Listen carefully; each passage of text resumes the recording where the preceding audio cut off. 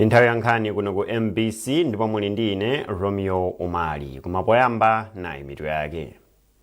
Boma latilika chidwi chake poonetsetsa kuti ndondomeko ya chuma ya 2025-2026 itukule ntchito ndi nsanamira zokweza chuma cha dziko lino. Chipani cha MCP chapempha otsatira ake kuti asabwenzere zamtopola zimene akuchita otsatira chipani cha DPP. Ndipo kampani ya East Bridge yayamba kubweretsa fetereza mdziko muno.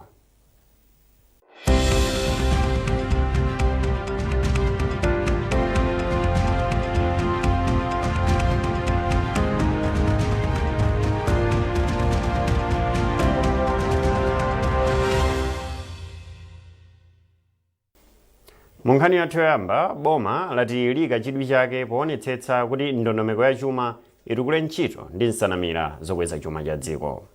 Polankhula pa msonkhano otenga maganizo a anthu pa mabungwe pa ntchito yopanga ndondomeko ya chuma ya 2025-2026, nduna ya zachuma a Simplex Chitchwala Banda ati ali ndi chiyembekezo chopeza maganizo komanso mfundo zokweza chuma.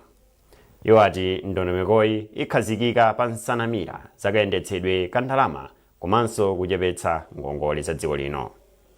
Kotero pali chiyembekezo chakuti pakutha zokambiranazi apeza mfundo zothandiza boma kupeza ndalama zoyendetsera ndondomekoyi komanso kusamala momwe ngongole za dziko zikuyendera. Mlembi wa chipani cha Malawi Congress a Richard Chimwendo Banda wapempha otsatira chipanichi kuti asabwenzere nkhanza ndi chipongwe chomwe akuchita otsatira chipani cha Democratic Progressive DPP.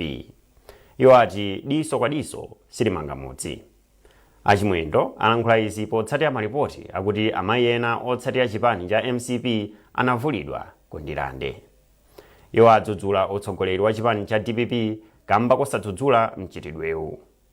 Achimwendo Banda ati ndi udindo wa atsogoleri a zipani kulangiza owatsatira kuti alewe mchitidwe wa chipolowe. Choyamba sitinadabwe kwambiri chifukwa sipanatenge nthawi mwina masabata angapo apitawa pamene akuluakulu chipani cha DPP komanso aphungu a nyumba malamulo amayima poyera pa misonkhano nkumanena kuti mukapeza anthu a MCP atavala za MCP mwaoche, komanso mukapeza anthu atavala za MCP mwathamangitse. Ndizi lero zayambika kundira ndikomweko kulero tsopano tikuona azimayi amene mchitidwe chathu silingamvule mzimayi, tikuona mzimayi akumvula poyerayera kumpangitsa manyazi komanso kubweretsa chitonzo ku mtundu wonse wa Malawi. Izizi zikubweretsa nkhawa ku democracy chifukwa wina aliyense amakhala ndi mbali imene anatsata kuti ine ndidzatsata chipanichi ndidzatsata chipanichi, ndipo malamulo akulu a dziko lino constitution akumuvomera munthu kutsata chipani china chilichonse. Ndimo moti tizikamba mfundo zimene tingawathandizira anthu kuti tatukula bwanji tikumakhala kumamemeza kuti anthu adzimanga ziwawa. Izizi zitati ziyambe achipani cha Congress Party kubwezera kuti dziko muno mukakhale mtendere, kuti kumene kuli anthu a DPP atatazivulidwa ku misonkhano dziko muno mukakhale mtendere. N'chifukwa chake choyamba tikufuna tidzudzule ngakhale kwa iwo amipingo amene amaona ngati kuti ziwawa zochokera kutsutsa boma si ziwawa koma mchitidwe uwu ndi woyipa. Komanso tifuna tidzudzule kwa mabungwe amene amangokhala chete osadzudzula achipani cha DPP munyengo ngati imeneyi.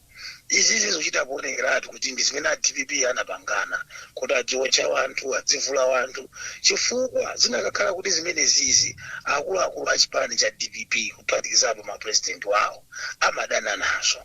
Atsogoleri amene anayankhula zimenezi ndipo amene akupanga zimenezi anakasuntha nkuwachotsa m'maudindo mwawo. Koma ngati m'maudindo mwawomo ali akali momwemo ndiye kuti amachita kutumana nkumauzana zoti azichita. Koma ife tifuna tiwakumbutse atsogoleri a DPP kuti Malawi kuyambira 1993 adavomera ufulu wa zipani zochuluka. Maizi aliyense ali ndi ufulu wa chipani chake. Chachiwiri ndifuna ndi apemphe otsatira chipani cha Malawi Congress Party kuti asabwezere mchitidwe oyipa ngati umenewu, asatengerepo gawo ili ndi khalidwe la DPP, koma iwowo asabwezere kupsa mtima kuti anthu athu akapanga zakuti ndiye tsopano ife tibwezere motere. Dziko silingayende, dziko silingapite patsogolo ngati anthu tidziyamba mchitidwe wake oyipa ngati umenewu. Tiye tichite ndale zowauza anthu zimene tidzawachitire olo zimene tikuwachitira, kusiyana kumavulana, kuphana, kuotchana. Ndale za mtundu umenewu sizimanga mudzi, koma ndifunanso ndiwapempha apolisi kuti anthu ngati amenewa taona makamera atawaona, anthu amenewa akamangidwa apite ku khoti akayimbidwe mulandu, koma musalole kuti mpaka anthu azibwezerana okhaokha. Komanso mukamamanga anthu ngati amenewa chifukwa choti alapira malamulo, musamabwerere mbuyo chifukwa chonena kuti mukungotsatira malamulo a dziko la Malawi.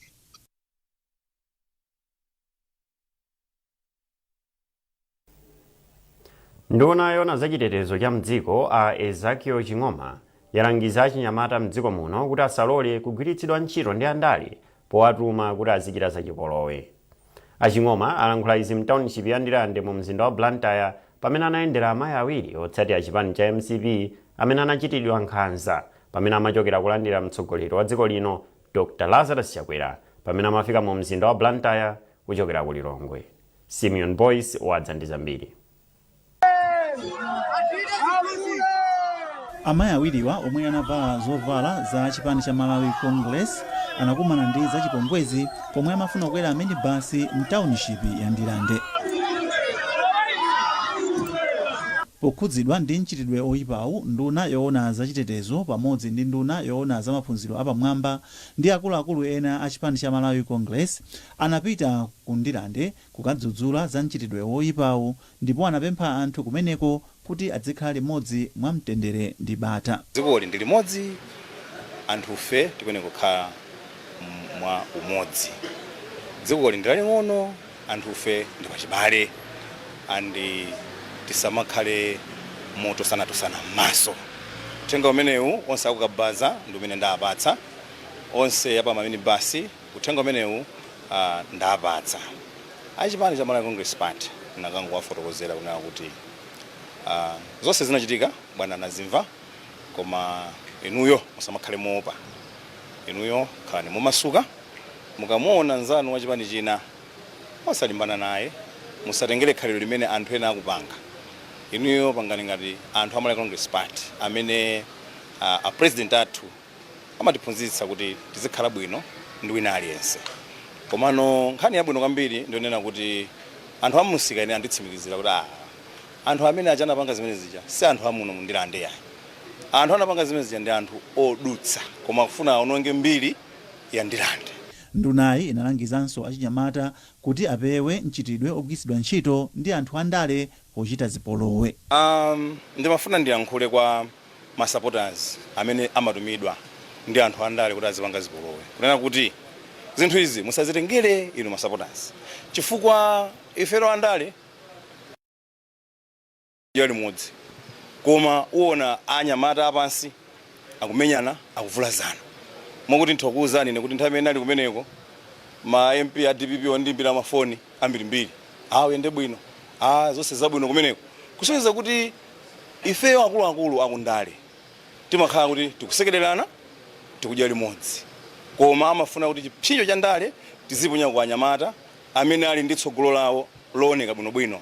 Nawo uthenga umene ungapite kwa achinyamata ndina kuti za ndalezi musazitengere, musalole kuti mukakhale kundende chifukwa kuti munammenya munthu chifukwa anakupatsa 2000 kwacha kuti mummenye munthu facha za ndale. Aching'oma apereka ndalama zokwana 200,000 kwacha kwa mnyamata olipiritsa minibasi yemwe anateteza amayi awiriwa. Kuchokera kuno ku Ndilande mu mzinda wa Blantyre, ndine Simeon Boyce. Pakadali pano chipani cha People's Development PDP chadzudzula mchitidwe wa chipongwe omwe chachitidwa kwa amayi otsatira chipani cha MCP ku Ndilande. Chikalata chomwe chatulutsa chipanichi chati mchitidwewu ndotsutsana ndi nsanamira za ufulu wa demokrasi komanso maufulu achibadidwe. Polankhula ndi MBC, mneneri wa chipani cha PDP a Rhodes Msongo atatsogolera ndale akuyenera kukhala patsogolo kudzudzula mchitidwewu osati kutsogolera mchitidwewu. Pane mene itaiona kuti ndiyomvetsa chisoni kwambiri komanso ndiyodandaulitsa mukudziwa ino lina kuti mdziko muno muli ufulu osiyanasiyana umene amalawi anapatsidwa. Ufulu umenewu ena anachita kumenyera ndithu, ena kutaya miyoyo yawo, ndipo maufulu amenewa tikhoza kufotokozapo ufulu umene anthu amakhala nawo wokhala membala wa zipani zosiyanasiyana. Choncho tikuona kuti zimene zinachitika kundilande kuti amayi chifukwa kuti anavala makaka achipani, mwina chipani chimene anthu ena sichinakomere kuchitidwa zamtopola za mtundu umenewu zimene taziona masamba mchezo. Ife ngati chipani tikuona kuti izi nzosayenera makamaka mdziko limene ndi la ufulu wa democracy.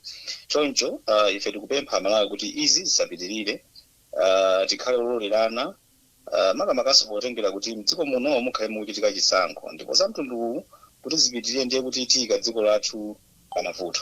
N'chifukwa chake ife ngati chipani tadutsa ndife chikata chimene chikudzudzula mkhalidwe umenewu kuti usapitirire mdziko lino. Kuti za mtundu zisapitirire kuchitika mdziko muno, n'chifukwa chake mchikata chimenechi tikupempha apolisi kuti adzitha kuchita machawi pa za mtundu umene zikachitika, kugwira anthu amene akuchita za mtopola zotere. Pena zimakhumudwitsa kuti za mtundu zachitika chonchi zimatenga nthawi, pena mwina anthu atosagwidwa kumene. Choncho zimene zimapangitsa kuti anthu aja apitirizebe kuchitirana za mtopola za mtundu umenewu. Koma mungamene taonera mavidiyo amenewa kuchokera kundilande, tikufuna apolisi kuti achitemo msanga kugwira anthu amenewa kuti zipereke phunziro kwa ena amene akhonza kukhala ndi maganizo ofuna kuchita za mtopola za mtundu umenewu. Komanso mdziko muno muli mabungwe osiyanasiyana amene amamenyera ufulu wa amayi. Ife tikudabwa ngati chipani kuti zachitika, koma mabungwe amenewa ali chete.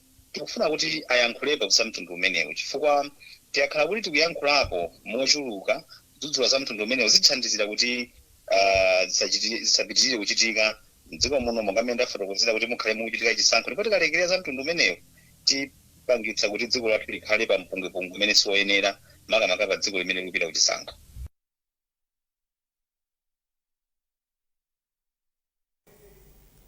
Dziko la Malawi akuti lili pa nambala 2 pa mndandanda wa mayiko amene akukwera omwe akuchita bwino potsata malamulo ndi kulemekeza ufulu wa anthu. Izi ndi malingana ndi mabungwe ya World Justice Project mogwirizana ndi a Chandra Foundation. Polankhula mu mzinda wa Lilongwe pamene amapereka tsatanetsatane wazotsatira zakafukufuku wawo, mkulu wa World Justice Project Srilak Pripat ati mndandandawu amautulutsa pofuna kulimbikitsa mayiko kuti azitsata mfundo zabwino za chilungamo zimene zimathandiza potukula miyoyo ya anthu mdziko. Ndipo polankhulapo pamwambowu nduna ya zamalamulo a Titus Mvalo anati iyi ni nkhani yabwino ku dziko la Malawi pakuti ulamuliro wa Dr. Chakwera ukulimbikitsa ntchito za chilungamo mdziko muno. Amvalo ati boma lionetsetsa kuti ntchito zosiyanasiyana zokhudza ulamuliro wabwino zilimbikitsidwe m'madera ambiri kuti chitukuko chifalikire kwa anthu onse. Ngati dziko ingane tuchita bwino kwambiri, chifukwa pakali pano atichonga kuti ngati number 2 dziko lonse lapansi pakati pa mayiko amene ali osauka.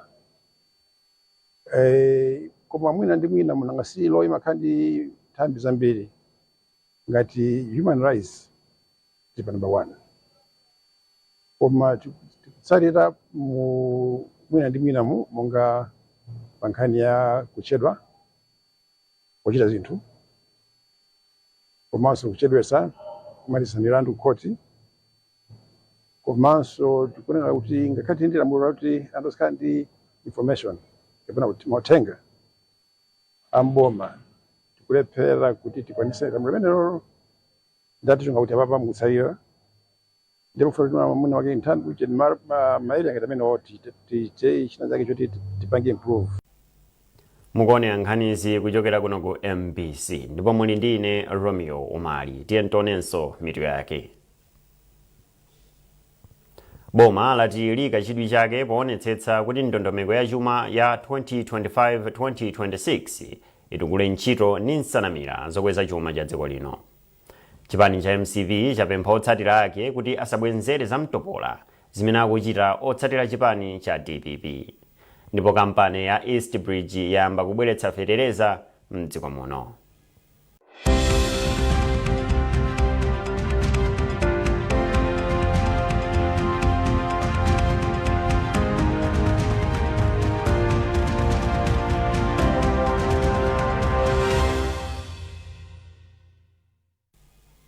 Popitirira nkhanizi, kampani ya East Bridge yamba kubweretsa fetereza mdziko muno, ndipo galimoto zikuluzikulu zonyamula katundu zokwana 30 zafika ku maofesi a Smallholder Farmers Fertilizer Revolving Fund of Malawi SFFRFM ku Kanengo mu mzinda wa Lilongwe. Malingana ndi akuluakulu a SFFRFM, galimoto iliyonse yanyamula matumba fetereza osachepera 600, ndipo galimoto zina 45 zomwe zanyamulanso feterezayo zili pa chipata cha Mchinji. Galimoto zina 31 akuti zifikanso mu mzinda wa Blantyre. Pakadali pano, fetereza yomwe kampani wa East Bridge yabweretsa ndionjezera chonde mu nthaka otchedwa NPK. Mabungwe ena omwe si aboma atsutsa mphekesera yakuti bungwe la boma lobwereketsa ndalama la NIFI likukondera popereka fetereza wangongole kwa alimi mdziko muno.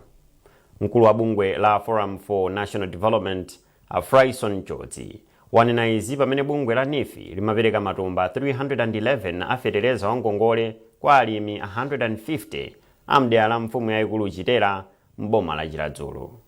Charles Pensulo walemba ripoti. Malinga ndi Achotsi, pakhala pali mphekesera yoti bungwe la NIFI likukongoza feterezayo kwa anthu achipani cholamula maka achigawo chapakati. Achotsi, omwenso ndi membala wa bungwe la Mablemu, ati izi zinachititsa bungwe lawo kuti lifufuze ndi kupeza zona zenizeni pa mphekeserazo. Malinga ndi Achotsi, kafukufuku wawo wapeza kuti zomwe anthu akunena ndi zabodza. Kuona kwathu ngongoleyi si kupita kwa mtundu umodzi olodera limodzi ayi, ikupita ku dziko lonse chifukwa cha sabata yamawa ibwerayo akhala kumpoto kusoti palumbono okuona kuti ngongole imeneyo kupita kwa Malawi and sikuyang'ana nkhope ndi mtundu wanji ndikuchika chigawo chanji ndi wachipani chanji chifukwa zimene zonse ndimene tapeza choyambiri. Mawu ake, mmodzi mwa anthu omwe apindula ndi ngongoleyo, Limbani Jairos, wayamikira bungwe la NIFI popereka feterezayo kwa wina aliyense kuphatikizapo achinyamata. Iye wati izi zithandiza kuti anthu amderali akhale ndi chakudya chokwanira. Choyamba ndikuthokoza boma chifukwa chotiganizira kuti kuno pena ndinkazifunsa kunena kuti kuli anzathu olumala amaganizira gawo lawo, ifeyo kodi paliso gawo lina lawo kalamba amaganizira gawo lawo, ifeno sopano achinyamata amene tili ndi mphamvu kodi gawo lathu ndiliti. Pamwambowo panali nduna yona za ulimi Asamuka Wale komanso nduna ya zofalitsa nkhani ndi luso la makono a Moses Kunkuyu. Pomwe amalangiza alimiwo kulima mbewu zakasakaniza, Akunkuyu anapemphanso alimiwo kuti azichita ulimi wanthilira ponena kuti boma liwathandizira. Mukalima zinthu zosiyana-siyana nkukolola zinthu zosiyana-siyana zimakhala ndi mpata kuti zinthu zina zikhoza zosachita bwino, zina zichita bwino mupulumukira kumeneko. Komanso zinthu zosiyana zimapita kumisika ndi mitengonso yosiyana. Anthu amenenso amafuna kugula zinthu nthawi ina amafuna zina nthawi ina safuna zina. Koma ngati nazo zonsezi tikutsimikizika tikagulitsa ndipo mulimi wathu apanga ndalama. Malinga ndi akuluakulu a bungwe la NIFI, pofika lachitatu pa 15 January bungwe lidapereka fetereza wangongoleyo kwa alimi okwana 761 amboma la Chiradzulu ndipo ndi wa ndalama zokwana 373 miliyoni kwacha. Charles Pensulo, MBC, Chiradzulu. Ophunzira kale apasukulu ya Mzuzu University apereka ndalama zokwana 2.9 miliyoni kwacha kwa ophunzira osowa pasukuluyi ndi cholinga chakuti ziwathandizire fizi komanso zinthu zina zofunika pa maphunziro awo. Douglas Nyirenda, amene anayimira mkulu wa bungwe la ophunzira kalewa, wati ndi zomvetsa chisoni kuona ophunzira ambiri akusiya sukulu kamba kosowa fizi ndi zina. George Nkandawire wafika ndi ripoti. Anyilenda ali cholinga cha gululi ndi kuthandiza ophunzira osowa amene ali pa sukuluyi, omwe ambiri mwa iwo afika posiya sukulu kamba ka fizi ndi zinthu zina. Ndipo mwa ndalama zomwe aperekazi 1.9 miliyoni kwacha ndi afizi wa ophunzira asanu ndi mmodzi, pamene 1 miliyoni kwacha ndi yogulira zina ndi zina kwa ophunzira asanu ndi anayi. Thandizoli ndi la semester imodzi kapena ndime imodzi mu chaka.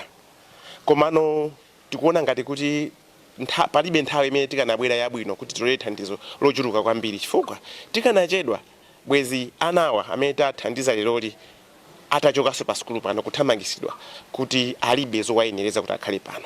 So ndi thandizo lochepa inde, koma lithandizabe ana ochepa mwewo kuti apitirize maphunziro awo kwa ndime yoyambayi. Mu ndime zakusogolo thandizoli likupitirirabe window kapena zenera la adopt the needy students dakalotsekula.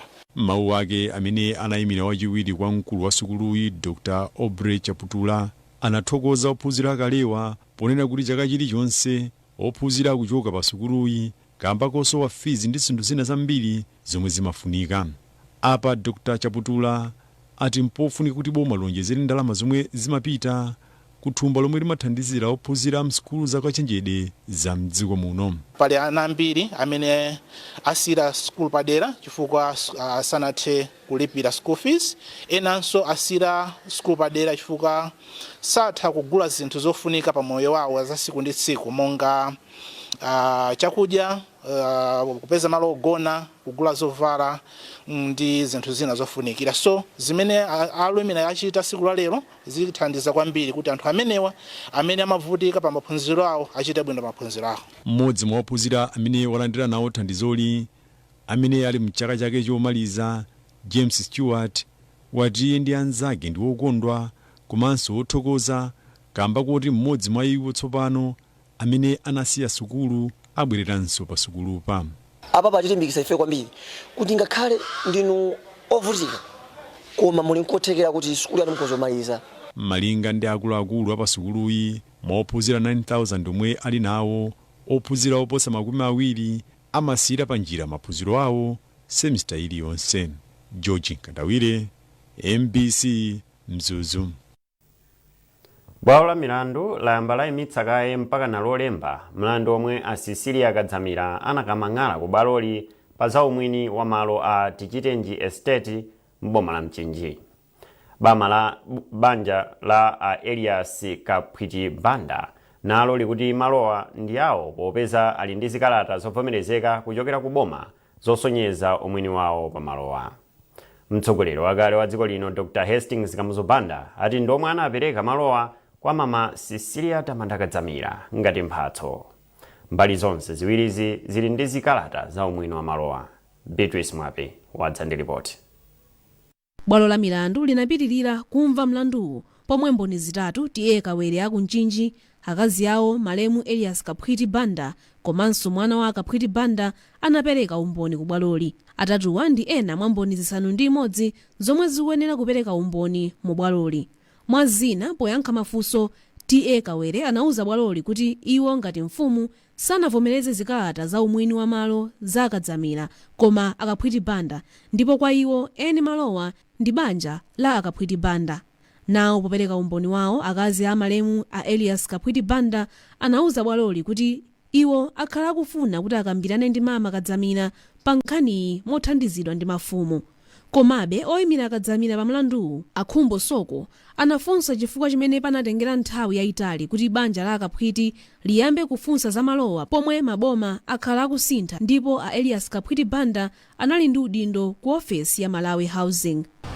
Ngati amakhulupirira kuti malowa ngawo akalabwera kukhotuza mangala patuso zaka 31 from 1994 ku Zambia akuti adapita ku exile foti pa chifukwa za ndale anabwera 1994 andiyuka nthawi imene zafika panopa sana bwera ku court because apa amene abwera ku court ni mama kuti mubwera panopa ngoza ndisokoneza koma usanabwera ku court uzadandaula kunena kuti iyayi kadziko kankatu munthu chinthu chikakuti nchako chinake chimakusuntha kuti iya katenge chinthu yanga chicha koma katundu basi anaiwaleka koza ka 31 nditi tikanene pano 2025 anabwera mali 1994 kena kazino iyayi tufuna estate abengi sijilungamo. Poyankhapo mayi Kaphwiti Banda anauza bwaloli kuti anatenga nthawi kuti apite ku malowo popeza analibe zikalata zawo za umboni wa umwini wawo pa malowo pa nthawiyo, ndipo atazipeza ndipo mwanapita kuti nkhaniyo ayikambe. Pakadali pano oyimira banja la Kaphwiti Banda ati ndi okhutira ndi momwe mlanduwu ukuyendera kufikira pano. Ife tilokhutira ndi mmene kesi ikuyendera chifukwa choti tinakonza zoti tiitana mboni 6 ndi lerolo taitana mboni zitatu ndi tangosala ndi mboni zitatu sozokha ndi tili ndokhutira ndi mmene zikuyendera chifukwa choti tikuona kuti tikamafika lolemba omwe kesi itapitirire tizakhala tikumaliza mlanduwo. Mama Cecilia Kadzamira anakamang'ala ku bwalo la milandu pa za umwini wa malo a Tichitenji Estate pomwe nalo banja la Kaphwiti Banda akuti ndi awo. Malinga ndi zikalata zomwe zinaperekedwa mu bwaloli, a Elias Kaphwiti Banda anali ndi umwini wa malowa kuyambira mchaka cha 1968. Beatrice Mwape, MBC Lilongwe. Munkhani za masewero, boma kudzera mu nduna ona za chinyamata ndi masewero wauza bungwe loyendetsa masewero a mpira wa miyendo la FAM komanso bungwe loyendetsa masewero amanja mdziko muno la NAM kuti akhoza kulemba ntchito aphunzitsi okhazikika a matimu a dziko lino. Mneneri mu ndunawo a Macmillan Mwale wauza MBC kuti izi zatsimikizika dzulo pa mkumano omwe nduna yoona za masewero Auchizi Mkandawire inachititsa ndi akuluakulu a mabungwe awiriwa. Amwale akufotokoza. Chinakula msinkhu ku msonkhano umenewu unali kuyang'ana ndondomeko kapena mapulogalamu amene abungwe limeneli loona za mpira wa miyendo ali nawo mchakachi, komanso tinakambira napo zokhudza makochi. Mbali ya makochi unduna unapereka danga lonena kuti football association atha kulemba makochi komano kuthandizira kuti alipiridwe boma kudzera mbungwe la National Council of Sports atha kumalipira. Komanso panali nkhani yokhudza chithandizo chimene chimapita ku timu yayikulu ya mpira wa dziko lino ya Flames imene unduna unena kuti ndizotheka ndithu kuti atha kuthandiza, koma iwowa ayenera kufotokozera bwino kuti matimu akuluakulu amenewa ndi kukamba za Flames komanso kukamba za Scorchers. Nkhani ina imene inalipo inali yangongole zimene bungwe imene linanena kuti ayi napanga mchaka chathachi pakuonena kuti mwina thandizo linali lochepa imene ngati kuboma linena kuti tamva tikhale nawo pasi kuphatikizaponso Malawi National Council of Sports kuti tione kuti nkhani zimenezi tithandiza bwanji. Komano mkumano wonse unali wabwino ndithu chifukwa unaunikira mbali zambiri zimene mwina zikukhudza mpira wa miyendo dziko muno komanso mavuto amene akukumana nawo ndi cholinga choti tichite bwino. Kukamba za kumano ino umene unaliko ndi bungwe la Netball Association of Malawi nawonso unaenda bwino ndithu, nawonso anabwera makamba za mphunzitsi wawo. Chidwi chathu chinali chonena kuti kodi iwo kupanga zotani kuti apeze mphunzitsi okhazikika amene atha kumathandizira timu imene. Iniyo mukudziwa kuti pakali pano amene akuwathandizira ndi kochi amene mmodzi wa iwo mere waya ndi mmodzi wa akuluakulu akunduna umenewo. Nde feyo kwa ife kunali kuwafunsa kuti masomphenya awo ndotani, ndi atifotokozera kuti ayi izizi nzongogwirizira apeze njira ndithu yonena kuti apeze kochi amene akhale okhazikika. Komanso amapempha thandizo kuti mwina litawonjezekerapo zimene tamvaso kuti awonjezere ndi cholinga choti azikwaniritsa mapulogalamu zawo amene ali nawo. Ndipo pomaliza nkhanizi na insomero yake.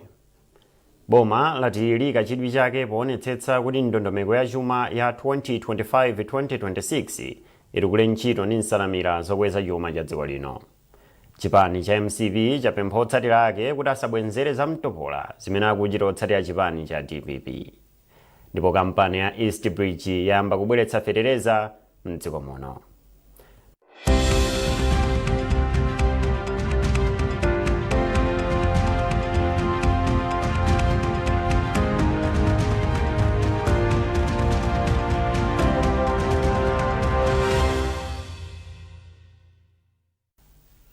Pezani nkhanizi ndi zina zambiri popita pa mbc.mw kapena MBC Digital pa Facebook, Instagram komanso X. Munali ndine Romeo Umali. Masana abwino.